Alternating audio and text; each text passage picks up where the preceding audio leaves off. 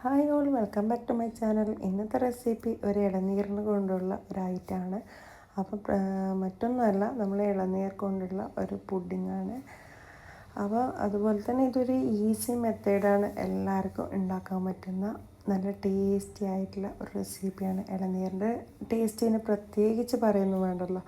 അപ്പോൾ ഇതെങ്ങനെ ഉണ്ടാക്കുന്നത് വെച്ചാൽ, ഞാനിപ്പം ഇളനീര് പൾപ്പും അതുപോലെ ഇളനീരിൻ്റെ വെള്ളവും സെപ്പറേറ്റ് ആക്കി വെച്ചിട്ടുണ്ട്. അങ്ങനെ ഒരു ജാറിലേക്ക് ഞാൻ ഇളനീരിൻ്റെ പൾപ്പും അത്യാവശ്യത്തിനുള്ള കുറച്ച് വെള്ളവും പിന്നെ അതിനനുസരിച്ചിട്ടുള്ള കുറച്ച് മിൽക്ക് മെയ്ഡ്, ആവശ്യത്തിനുള്ള പഞ്ചസാരയും കൂടെ ചേർത്തിട്ട് ഒന്ന് മിക്സിയിലിട്ട് അടിച്ചെടുക്കുന്നുണ്ട്. അങ്ങനെ നന്നായിട്ട് ബ്ലെൻഡ് ചെയ്തതിന് ശേഷം നമുക്കിതൊരു പാത്രത്തിലേക്ക് ചേർത്ത് കൊടുക്കാം.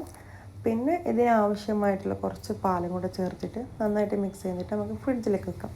പിന്നെ നമുക്ക് മറ്റൊരു പാത്രത്തിലേക്ക് ഞാൻ ഇളനീരിൻ്റെ വെള്ളം ഫിൽട്ടറാക്കി വെച്ചിട്ടുണ്ട്. ഇതിലേക്ക് തന്നെ ഒരു 10 ഗ്രാം ചൈനാഗ്രാസും കൂടെ ചേർത്ത് അത്യാവശ്യത്തിനുള്ള പഞ്ചസാരയും കൂടെ ചേർത്തിട്ട് ഒന്ന് മെൽട്ടാക്കാൻ എടുക്കാം.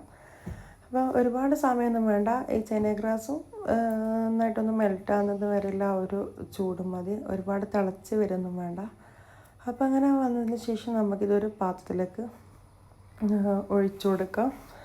പിന്നെ നല്ല ചൂടുണ്ടാവും. അപ്പോൾ ഈ ചൂട് തണിഞ്ഞതിന് ശേഷമാണ് നമ്മൾ ഫ്രിഡ്ജിൽ വെക്കാൻ. പിന്നെ ഞാനിതിൽ കുറച്ച് ഇളനീരിൻ്റെ പൾപ്പ് കുറച്ച് മാറ്റി വെച്ചിട്ടുണ്ടായിരുന്നു. അതിതുപോലെ ചെറിയ സ്മോൾ പീസായിട്ട് കട്ട് ചെയ്തിട്ട് നമുക്കിതിൻ്റെ മുകളിലായിട്ട് ചേർത്ത് കൊടുക്കാം. കുറച്ച് ഗാർണിഷിന് വേണ്ടി ഞാൻ ചേർത്ത് കൊടുത്തതാണ്. ഒരുപാടൊന്നും വേണ്ട, നമുക്ക് ഗാർണിഷിങ്ങിനും അതുപോലെ തന്നെ ചെറുതായിട്ട് നമ്മൾ കഴിക്കുന്ന സമയത്ത് ചെറുതായിട്ടൊന്ന് കടിക്കാൻ കിട്ടാൻ വേണ്ടിയിട്ടാണ്. നന്നായി തണിഞ്ഞതിന് ശേഷം ഇതുപോലെ ക്ലീൻ റാപ്പ് ഇട്ടിട്ട് നമുക്കൊന്ന് ഫ്രിഡ്ജിൽ സെറ്റ് ചെയ്തെടുക്കാം. അങ്ങനെ സെറ്റായിട്ട് വന്നതിന് ശേഷം ഞാനിതൊന്നും ഫ്രിഡ്ജിൽ നിന്ന് എടുത്തിട്ടുണ്ട്. അപ്പോൾ നന്നായിട്ട് സെറ്റായിട്ട് കിട്ടിയിട്ടുണ്ട്. അങ്ങനെ നമുക്കിതൊന്ന് ചെറിയ ക്യൂബ്സായിട്ട് കട്ട് ചെയ്തെടുക്കാം.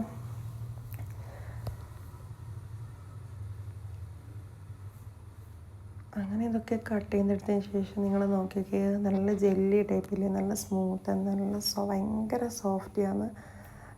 നമ്മൾ കൈ കൊണ്ട് തൊടുന്ന സമയത്തിന് ഇതിങ്ങനെ കട്ട് ചെയ്ത് പോകുന്ന രീതിയിലില്ലേ.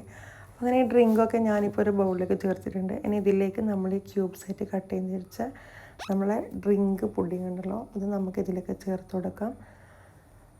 അങ്ങനെ ഇത് മുഴുവനായിട്ട് നമുക്കിതിലേക്ക് ചേർത്ത് കൊടുക്കാം. അപ്പം നമ്മളെ ഇളനീർ ഡ്രിങ്ക് പുഡിംഗ് ഇവിടെ റെഡി ആയിട്ടുണ്ട്.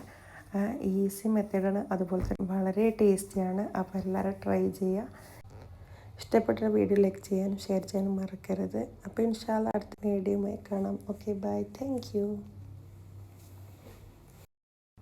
Hi all, welcome back to my channel. ഇന്നത്തെ റെസിപ്പി ഒരു ഇളനീരിന് കൊണ്ടുള്ള